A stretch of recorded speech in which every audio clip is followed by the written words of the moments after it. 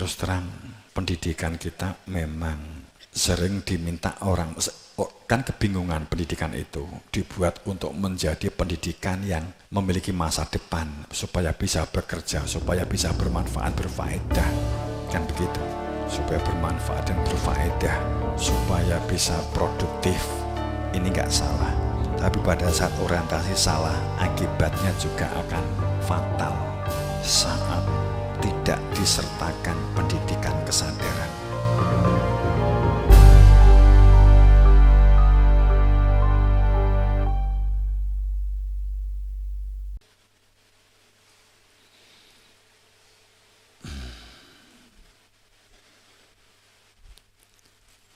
Orientasi hidup sebagai visi.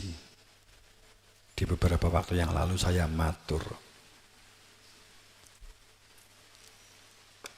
Visi itu sepertinya apa yang dipikir begitu ya. Tapi saya mengatakan bahwa visi itu sesuatu yang ada di dalam dada, yang ada di dalam benak. Karena otak ini hanya berfungsi sebagai penangkap sinyal, gelombang yang bisa naik turun, keluar masuk. Otak itu adalah penangkap sinyal. Saat kamu menangkap sinyal dari luar, maka otak kamu akan kamu gunakan untuk berpikir, kemudian ingin mewujudkan sinyal yang telah kamu terima di dalam otak itu melalui benak, melalui batin. Sehingga visi itu adalah sesuatu yang ada di dalam hati. Jika di dalam hatimu itu ada sesuatu, di dalam hati itu ada Tuhan, maka visi kamu adalah visi Tuhan. Gerak aktivitasmu itu adalah mengerjakan perbuatan yang dilakukan oleh akal otak yang telah terhubung dengan hati yang ada kehadiran Tuhan. Inilah orientasi hidup yang sesungguhnya. Karena begini, hal yang mendasar sehebat apapun seseorang merancang, kalau kita ngomong peradaban baru, kita ngomong mindset baru, dan kita ingin membangun sebuah paradigma. Ya. Tadi saya buka dengan kalimat carut marutnya keadaan dunia saat ini yang dikendalikan oleh sistem ilusi. Kemudian kita tutup dengan kalimat ini. Hal yang mendasar sehebat apapun seseorang merancang sebuah organisasi, sehebat apapun organisasi itu dibangun dan dibentuk, dalam organisasi kecil, sedang ataupun besar, bagaimana manajemennya, bagaimana administrasinya, bagaimana mengolah data personalianya, data-datanya. Namun jika hal yang mendasar tidak dilakukan, hanya akan berhenti dan berkutat pada konsep yang sulit terrealisasikan, yang sulit untuk dapat diwujudkan. Sehingga yang terjadi hanya rapat ke rapat berikutnya, musyawarah ke musyawarah berikutnya. Sepertinya ada solusi, akan tetapi tidak pernah ada habisnya, dan sepertinya tidak pernah menemukan solusinya. Pada saat rapat selalu dilakukan, sistem manajemen dijalankan, sistem administrasi keuangan, personalia itu dilakukan. Pertama,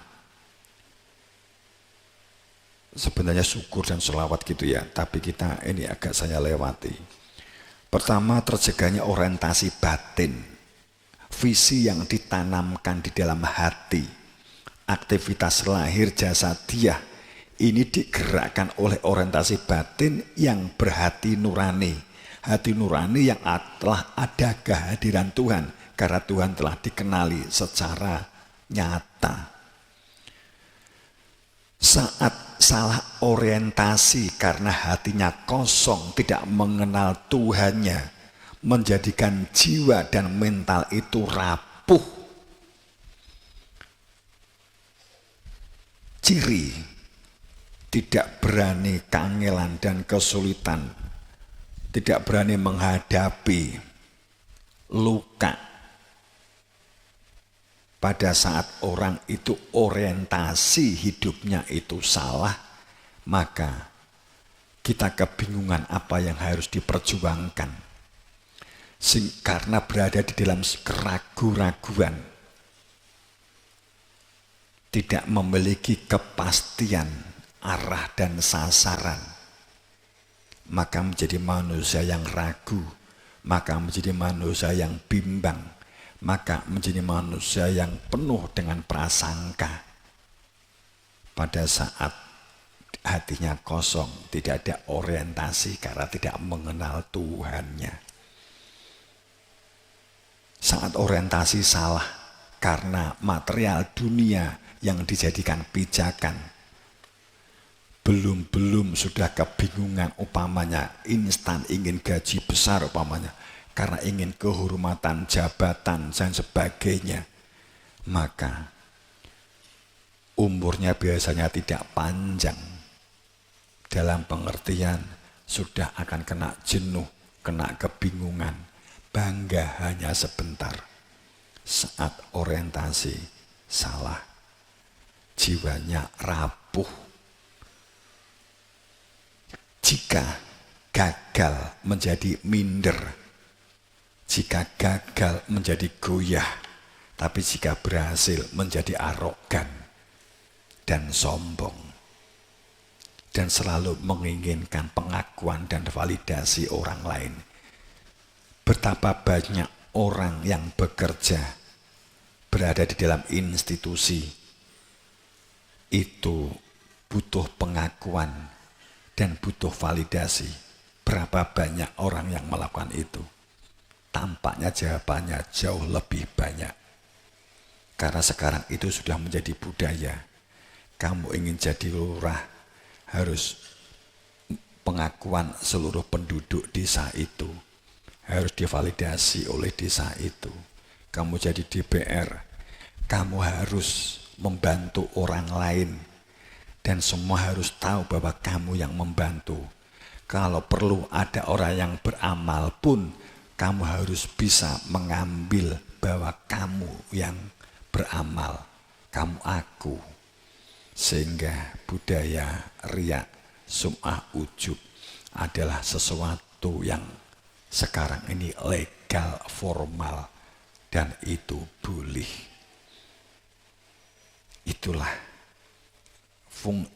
nuansa saat ini. Tapi cenderungnya jiwanya rapuh, ditunjukkan sekarang mulai buka-bukaan. Biasanya rapuh, korupsi di mana-mana, bulian terjadi di semua keadaan. Sekarang ini yang terjadi kan seperti itu, rapuh jiwanya. Kedua,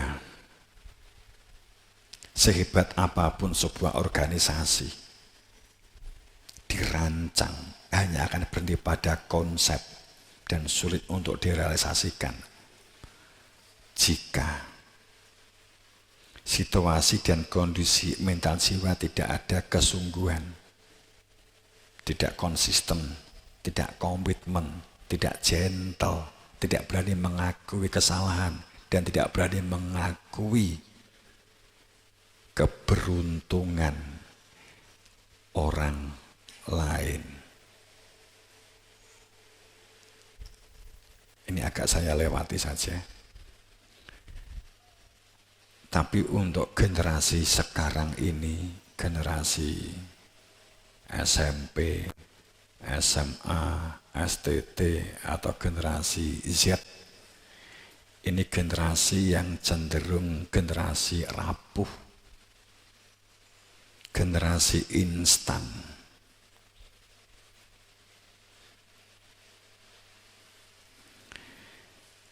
yang sangat hilang dalam kehidupannya adalah kesungguhan, konsisten, dan komitmen.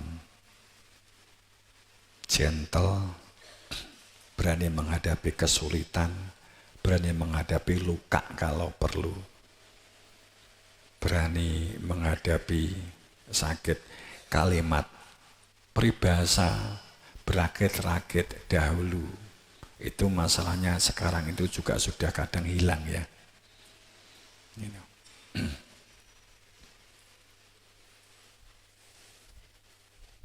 Kemudian ketiga,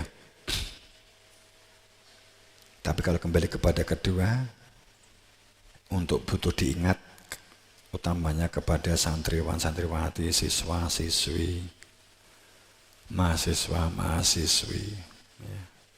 Kita memerlukan generasi-generasi yang jiwanya kokoh, jiwa mentalnya kuat dalam menghadapi situasi dengan orientasi yang benar. Semuanya pasti pakai proses, tapi anak-anak sekarang itu maunya tanpa mau proses. Maunya langsung jadi lurah, maunya langsung jadi bupati, maunya langsung jadi gubernur, maunya langsung jadi artis Instagram, langsung terkenal, pamannya kan begitu.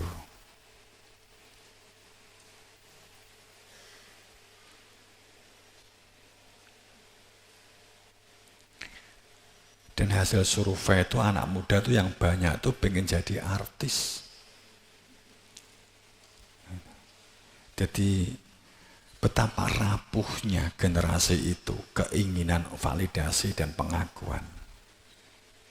Betapa rapuhnya.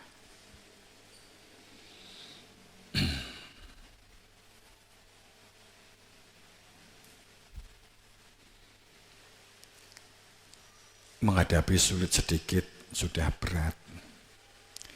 Makanya kamu itu sekolah itu jadi latihan, bukan masalah sekedar kamu bisa atau tidak bisa mata pelajaran, senang atau tidak senang terhadap mata pelajaran. Bukan itu. Kalau sistem sekolah kita tidak mengajarkan kesadaran dan untuk mengenal diri, jiwa terdalammu, maka kamu yang harus memproses diri kamu. Saat kamu menuruti tidak senang sedikit, tidak cocok sedikit, sudah bolos. Karena fenomena bolos. Fenomena tidak masuk kelas dengan berbagai alibi dan alasan yang giginya sakit, yang kesandung, yang mumet, yang pusing, padahal sebenarnya enggak pusing, sebenarnya enggak mumet, padahal giginya juga enggak masalah, hanya sekedar supaya tidak masuk kelas. Umpamanya begitu, kamu turuti sekali dua kali, maka menjadi kebiasaan, maka kamu menuju manusia rapuh, maka kamu menjadi manusia yang kecil. Kamu menjadi manusia yang hanya formal lahir jasadiah. Yang kamu lahir di dunia ini hanya sebagai keberuntungan saja. Bukan bagian dari perencanaan Tuhan untuk menjadi manusia-manusia perubah zaman. Jika kebiasaan-kebiasaan yang sekarang ini sedang viral, bolos, tidak masuk kelas, dan sebagainya. Karena yang dilihat hanya karena tidak cocok dengan gurunya. Karena yang dilihat hanya karena tidak senang dengan pelajarannya. Saat kamu tidak senang dengan gurumu, kamu belajar menjadi manusia yang dapat menghargai orang lain dan dapat menerima perbedaan walaupun kamu tidak suka kepada orang itu. Itu kamu butuh belajar. Kamu butuh latihan. Kamu butuh pembiasaan. Jika ini kamu lakukan, maka kamu siap menjadi manusia yang seutuhnya. Jika kamu bolos sekali, 2 kali, apalagi 3 kali, dan apalagi terus sampai sudah pernah 7 kali, semesta berbicara melalui otak kamu. Saat kamu itu sekali bolos, itu belum sinkronitas di dalam otak, belum begitu, belum terhubung. Saat 2 kali, maka neuron mulai terbentuk di dalam otakmu. Saat ketiga kali, maka dendrit mulai ancang-ancang membangun lendir-lendir di dalam otak yang akan menghantarkan sel listrik yang terjadi loncatan di dalam otak kamu. Neurit-neuritnya akan terbentuk. Saat kamu sudah 5 dan 7 kali, maka otak kamu sudah merasakan nyaman. Dan kamu merasa tidak nyaman jika masuk kelas. Maka saat itulah otak kamu telah masuk menjadi otak vertebrata, otak hewan, menjadi otak monyet. Saat kamu lanjutkan, maka kamu akan menjadi otak ayam. Artinya bahwa seandainya otak itu dibelah, tidak ada galur-galur sungai tajri min tahtihal anhar fi khalidina fiha abada di dalam otak kamu. Tidak ada aliran-aliran listrik kimiawi di dalam otak kamu. Maka kamu menjadi manusia yang lateral. Kamu hanya menjadi manusia yang dituntun untuk melakukan segala sesuatu, nggak punya kreatif dan inovatif. Bahkan diajak inovasi dan kreatif akan sangat berat bagi mereka yang terbiasa membiarkan otaknya tidak berproses. Otakmu berproses itu butuh pemaksaan. Pemaksaan jiwamu, pemaksaan ragamu. Sehingga dendrit di dalam otak, batang-batang otak yang berpikir antara otak itu jangan rusak karena perilakumu. Itu yang harus diantisipasi oleh siswa.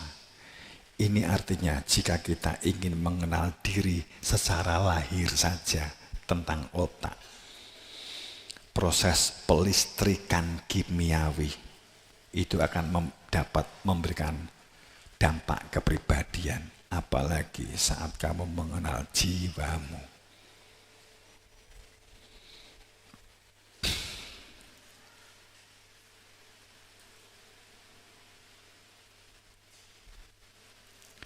Terus terang, pendidikan kita memang sering diminta orang, kan kebingungan pendidikan itu dibuat untuk menjadi pendidikan yang memiliki masa depan, supaya bisa bekerja, supaya bisa bermanfaat, berfaedah, kan begitu.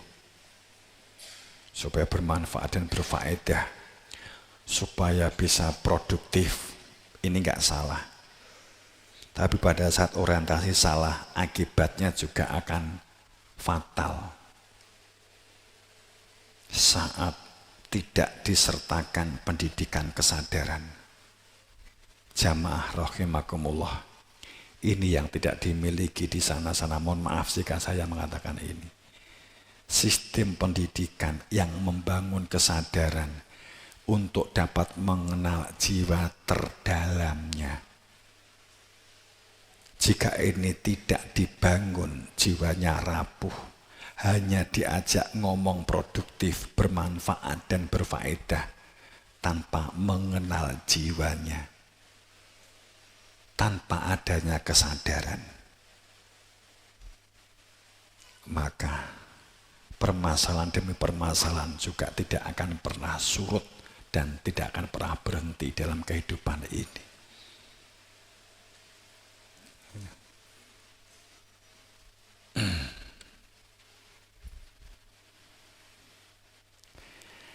Sekali lagi, manajemen organisasi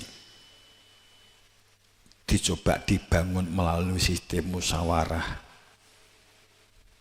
akan hanya berhenti dan berkutat pada konsep yang akan sulit terrealisasikan jika yang ketiga tidak memiliki pelaku-pelaku personalianya. Di kita itu ada sivitas pomosda, ada pokja, ada ustadz, ada santri, ada mahasiswa, ada dosen,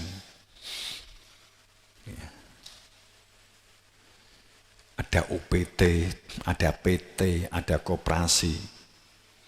Saat tidak memiliki kesadaran manajemen kolektif sebagai manajerial skill, tidak memiliki kesadaran manajemen kolektif sebagai wujud kebersamaan dan kekeluargaan, tidak memiliki sinyal atau sense atau jiwa pentingnya komunikatif dan musyawarahan, yang mengakibatkan tidak paham sistem, kenapa ada struktur, kenapa ada birokrasi, kenapa ada hierarki. Memang struktur, sistem dan hierarki harus kita pahami secara fungsi. Maaf jika saya mengangkat tentang organisasi karena kita jangan organisasi. Saat manajemen kolektif sebagai wujud kebersamaan dan kekeluargaan bagian dari sebuah sinyal atau sense betapa pentingnya komunikatif dan musyawarahan, jika ini hilang sehingga tidak paham sistem, kenapa ada struktur, kenapa ada birokrasi, kenapa ada hierarki, karena kita sering terjebak. Hierarki kadang juga menjebak, tapi tanpa hierarki juga menjebak. Ada struktur, itu juga terkadang juga menjadi kultus menjebak, tapi tanpa struktur juga akan sangat sulit organisasi dijalankan. Pada saat pemahaman struktur, birokrasi, hierarki itu tidak dibangun secara proporsi, secara baik difahami semuanya utuh, bukan berarti kemudian membandingkan antara satu dengan yang lain. Dampak yang ditimbulkan adalah jika tanpa struktur, tanpa hierarki, itu pemborosan, kebocoran infrastruktur, sarana prasarana yang terbuang-buang, akan mubazir, cenderung menghambur-hamburkan, tidak efisien, tidak efektif. Sebagai contoh, akibat setiap dari diri pelaku, upamanya di pomosda ini, personalianya, mentalnya itu adalah memang maunya sregep, maunya rajin, maunya. Akan tetapi sregep dan rajinnya itu disertainya untuk memperoleh pengakuan dan validasi, maka hancur organisasi itu. Contoh, upamanya, contoh ini dicontohkan tanaman. Ini tapi bisa penggunanya norno, bisa tanaman, bisa tempat duduk, bisa pohon, bisa pintu, bisa bangku, bisa baduk, bisa apa jenenge iki sakit dibangun iki ning ngarepe apa? Gubuk itu loh. Gazebo upamanya begitu. Saat struktur hierarki birokrasi itu tidak dijalankan, siapa yang bertanggung jawab itu enggak ada, siapa yang punya kewenangan itu tidak ada, semuanya ingin eksis, semuanya ingin diakui, semuanya ingin dianggap kreatif, semuanya dianggap inovatif. Apa yang terjadi?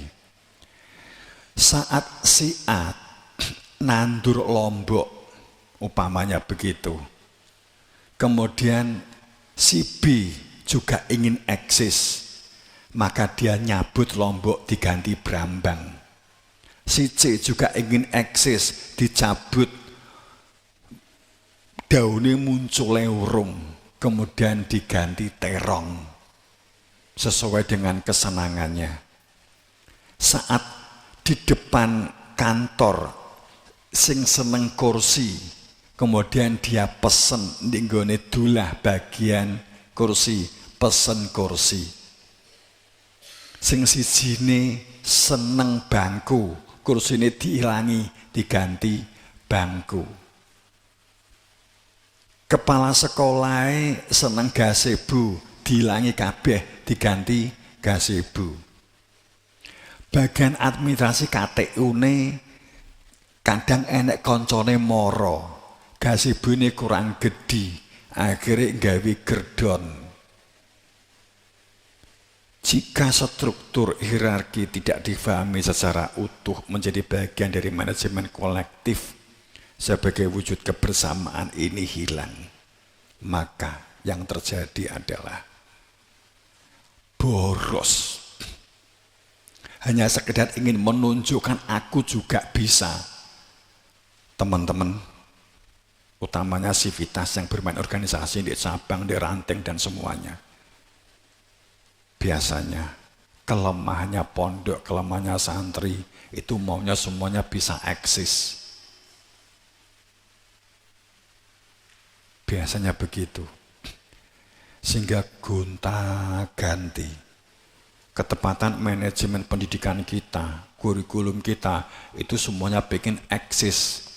Ganti menteri, ganti kurikulum, ganti pola, ganti skedul, ganti administrasi. Itu mungkin juga karena eksistensi. Tapi itu semonggo ke hak wong kono. Tapi terkadang kita sering mengkritik faktanya di kehidupan sehari-hari kita pun kita juga mengalami itu. Saat itu dilakukan, kita tidak akan pernah panen. Faham maksud Romo kan?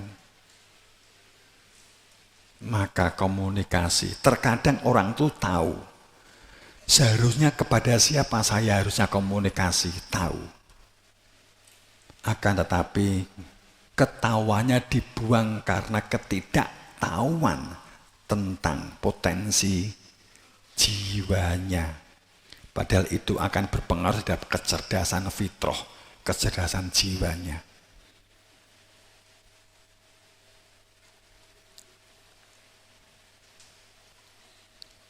Apalagi jika tidak pengakuan tidak eksistensi, ya bikin pindah gitu saja.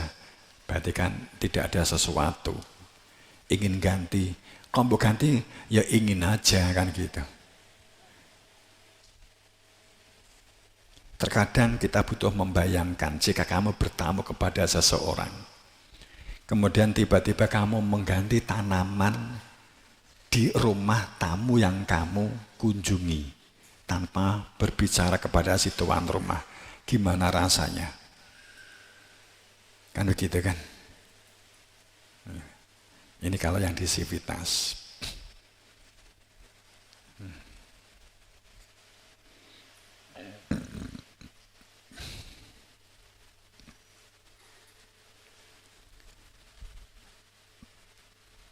Kalau yang pertama tadi konsisten komitmen itu juga butuh kita bangun.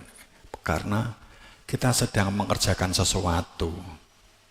Kemudian kita ada pekerjaan yang di luar. Itu juga mestinya dirembuk dengan baik, kadang ditinggal gelanggang, akhirnya tidak jadi-jadi. Kayak bis seharusnya tahun lalu itu sudah berfungsi beroperasional umpamanya. Ternyata mundur sampai 5 tahun kan gitu. Kayak contoh kan begitu. Itu kan karena tidak bisa membuat dan mengidentifikasi, membuat pekerjaan.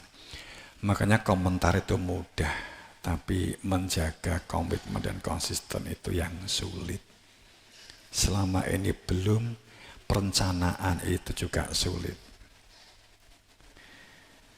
Sebagai contoh di dalam tanggine korban orang saya sendiri. Di dalam, seandainya ada konsisten komitmen itu jalan dengan baik, maka saya bisa berpikir memfasilitasi sarana untuk ayam dibuat begini, untuk tanaman dibuat begini kan gitu. Tapi pada saat ini tidak bisa dilakukan, nggak mungkin kita menambah modal untuk sesuatu yang lain, karena yang ada saja sudah kepontal-pontal dan tidak konsisten. Banyak hal yang menjadikan sebab pada saat tidak terorganisir dengan baik. Biasanya akhirnya rapat. Setiap minggu saya juga melihat rapat setiap minggu, bahkan seminggu sampai 2, sampai 4, sampai 5 kali. Nggak akan berhasil kamu walaupun setiap hari rapat. Saat konsisten tidak dibangun komitmen, tidak dibiasakan. Saat manajemen kolektif untuk mewujudkan kebersamaan dan kekeluargaan tidak dibangun, rapat itu hanya akan menghabiskan konsumsi saja, sehebat apapun.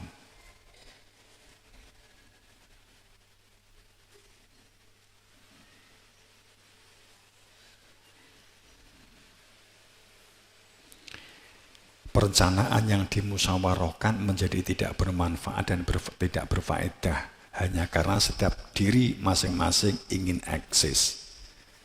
Terkadang begini, oke lah, biar dia dikerjakan, nanti selesai rapat, nek wis dekne lunga engko tak ganti kan gitu.